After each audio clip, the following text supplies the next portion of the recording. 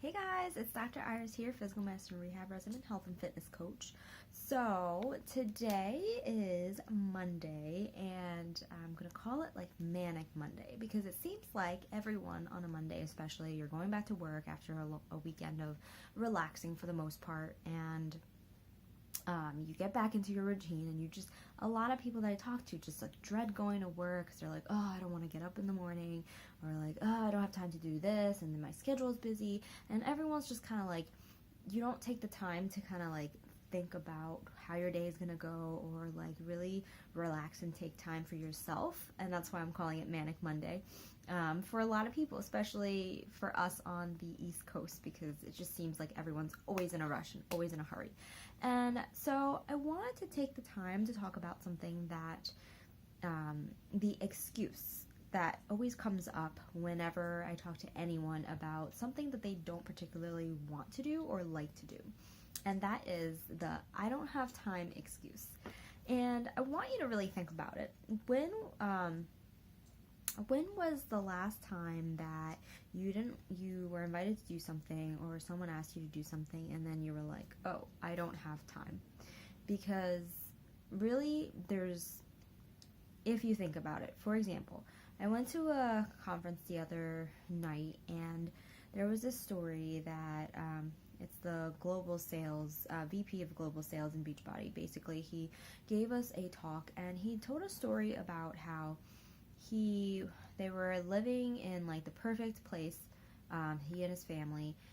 He had his dream job, but then he was offered another dream job of his, and he knew it was the right decision. But at the time, one of his daughters was 16, and she was a junior in high school, and he knew that it wouldn't be a good time for the family to pack up and go. And so he had to talk to his daughter, and he was like, if she's not on board, I can't do it. And so he talked to her, and he said, this is the right decision. I really feel in my gut that we need to go. And then she looked at him and was like, I know it's the right time, or I know it's the right thing to do, but it's not the right time for me. And then left it at that. And she was like really upset, because as a junior in high school, you don't want to leave your friends. You have like a friend group, and kids can be mean these days. Especially, it's hard for like a new person to come into the class or the school, and it can be hard to adjust. So then the next morning, he told us that she at breakfast, she went and talked to her dad and was like, I thought about it, and I know it's the right decision, and it's not the right time but for me, but I'm going to try to make it the right time. And I thought that was such a powerful statement coming from a 16-year-old girl too. And it's so wise, because it's so true. Because whenever when we come across something in life, we always have a choice to either go along with whatever it is, or to completely change your life and go another route. And when it comes to health and fitness, I've spoken to so many people who give me so many excuses for not starting and not taking control of their lives and not getting back on track with their health and fitness, even though we have in-depth conversations about how they want to set a good example for their kids, for their family. They want to get back on track and feel energy and feel happy and feel more confident in their own skin. They want to just lose those extra pounds that they've been carrying because of stress, and they want to change their emotional eating habits. They want to get back on track and really just feel better and become a better version of themselves. And they tell me all these things, and they have such powerful whys for starting and really embracing that lifestyle change. But then when it comes time to commit, they say, I don't have time. And what I want to come across today is that it's never gonna be the right time. Like, when are you going to open up your eyes and see that life happens? There's no way of controlling it. There's always going to be an excuse if you let it control your life. I mean, life is going to be busy. Something will come up at work. Maybe a family member will get sick, so you have to take care of them. Maybe you get a promotion. It's a happy stress, but it's still something that happens, and you're like, oh, I don't have time, and I don't have time to do this, I don't have time to do that, and then you neglect to take care of yourself, which I know a lot of people, especially healthcare providers, do all the freaking time. And it's sad because as healthcare providers, we are supposed to be advising people on how to eat healthy and how to maintain a healthy lifestyle and really healing our patients. And we ourselves are not doing that at all. And it's just kind of hypocritical if you think about it. I know a lot of doctors on the other, like, for example, that smoke, and then they advise their patients like, oh, you shouldn't be smoking. But how can you tell someone that? And same thing with doctors that don't work out and are overweight and are telling their patients, oh, you should eat healthier and really embrace that lifestyle change so you can maybe get off those diabetes medications and lose some weight so you can drop your high blood pressure.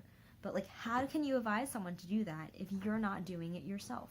So, and there are so many people out there that want to change and that really have that great reason to change, but they're letting their excuses take control of their lives, basically. And I think that's just crazy because there's never going to be a right time, and you have to make it the right time.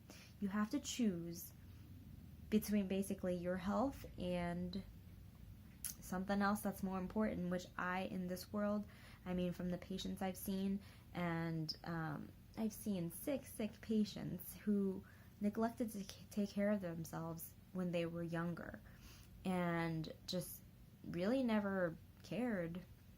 And look where they are now. They have diabetes, they have high blood pressure, high cholesterol, they may be in heart failure, they're obese, they have aches and pains, chronic pain, and most of these chronic degenerative diseases can be reduced or completely eliminated by healthy lifestyle choices, especially paying attention to your nutrition, especially exercising daily. And it's not like you have to go to the gym for like an hour at a time either. And that's another common misconception, is that, oh, people think, like I used to think, oh, I have to work out at the gym for like an hour or two just to get results. No, that's not the case. If you're doing the right workouts and you're doing the right circuits and you have an effective program that's tailored, that's designed by exercise physiologists, you're not going to fail as long as you commit to it. And so I'm telling you guys, if you are someone who's has a million excuses and know that you need to do this for yourself, need to do this for your health, need to do this for your family or your kids, and just haven't been able to commit because excuses keep coming up, now is your time to do it. There's never going to be a right time. You have to make it the right time.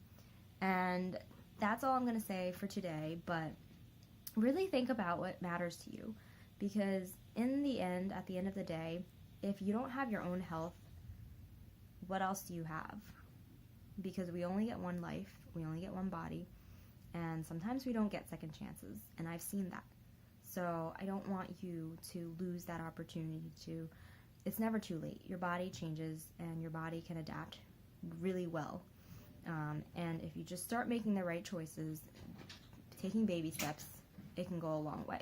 So with that, I'm going to go, and I'll talk to you guys later. Bye!